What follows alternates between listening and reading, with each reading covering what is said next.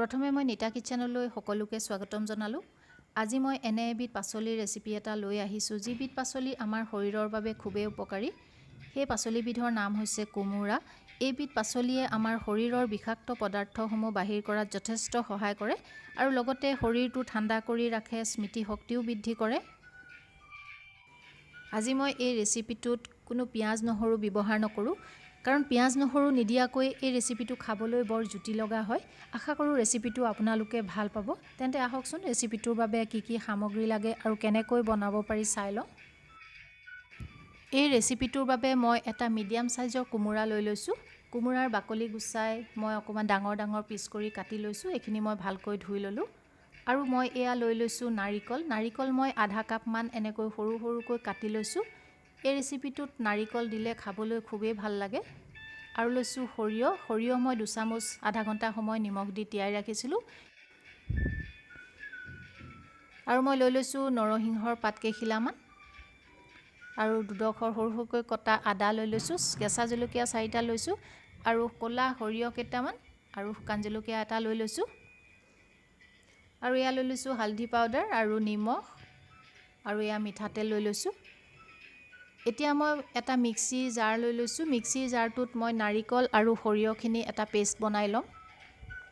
প্ৰথমে নাৰিকলখিনি দি লৈছোঁ আৰু তাতে দি দিম সৰিয়হখিনি। আৰু তাতে একেলগে মই দি দিম আদা আৰু কেঁচা জলকীয়া কেইটা।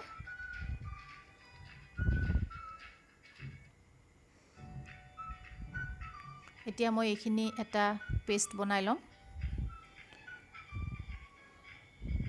এইখিনি পেষ্ট বনোৱা হৈ গ'ল।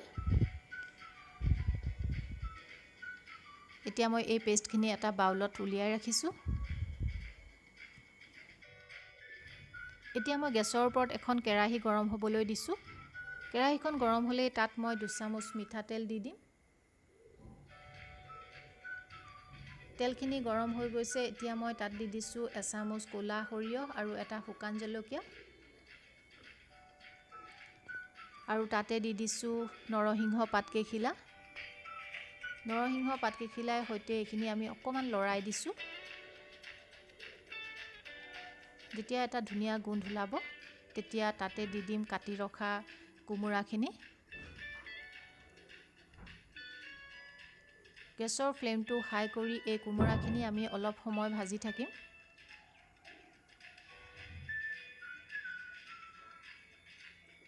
অলপ সময় ভজাৰ পিছতে তাত নিমখ দিম।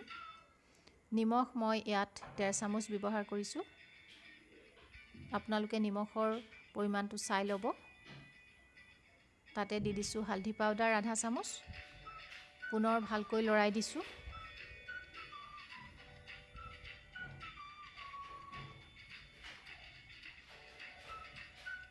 অলপ সময় লৰোৱাৰ পিছত ইয়াত মই 1 কাপ পানী দিম, কাৰণ পানী দিলে কোমোৰাখিনি ধুনীয়াকৈ সিজি যাব আৰু কোমোৰা সিজোতেও অকণমান সময় লাগে। এতিয়া 10 মিনিটমান সময়ৰ বাবে গেছৰ ফ্লেমটো কমাই আমি গেছৰ ওপৰত এনেকৈ ৰাখি দিম। 10 মিনিট হৈ গ'ল। এতিয়া মই কোমোৰাখিনি পুনৰ চাই লৈছোঁ। 50% মান কোমোৰাখিনি সিজি গৈছে। এতিয়া মই তাতে সৰিয়হ আৰু নাৰিকল যিখিনি পেষ্ট বনাই ৰাখিছিলোঁ সেইখিনি মই তাতে দি দিম আৰু পুনৰ ভালকৈ লৰাই দিছোঁ। ইয়াত মই কোনো ধৰণৰ মছলা ব্যৱহাৰ কৰা নাই, কাৰণ ইয়াত কোনো মছলা নিদিয়াকৈ এই ৰেচিপিটো খাবলৈ খুবেই সোৱাদ লগা হয়। ভালকৈ লৰাই দিছোঁ যাতে গোটেইখিনি ভালকৈ মিক্স হৈ যায়। আৰু এইখিনি আমি প্ৰায় আৰু 15 মিনিটমান সময় গেছৰ ফ্লেমটো কমাই এনেকৈ ৰাখি দিম। 15 মিনিট হৈ গৈছে। ভালকৈ এবাৰ আকৌ লৰাই দিছোঁ। এতিয়া মই হেতাখনেৰে এবাৰ ভাঙি চাইছোঁ। ধুনীয়াকৈ কোমোৰাখিনি সিজি গৈছে। ৰেচিপিটো ৰেডি হৈ গ'ল। এতিয়া মই গেছটো অফ কৰি দিছোঁ। এই ৰেচিপিটো আপোনালোকে নিশ্চয় এবাৰ বনাব। খাবলৈ খুবেই সোৱাদ লগা হয়। ভিডিঅ'টো চাই যদি আপোনালোকে ভাল পালে তেন্তে লাইক আৰু কমেণ্ট কৰিবলৈ নাপাহৰিব। পুনৰ লগ পোৱাৰ প্ৰতিশ্ৰুতিৰে আজিলৈ আহোঁ।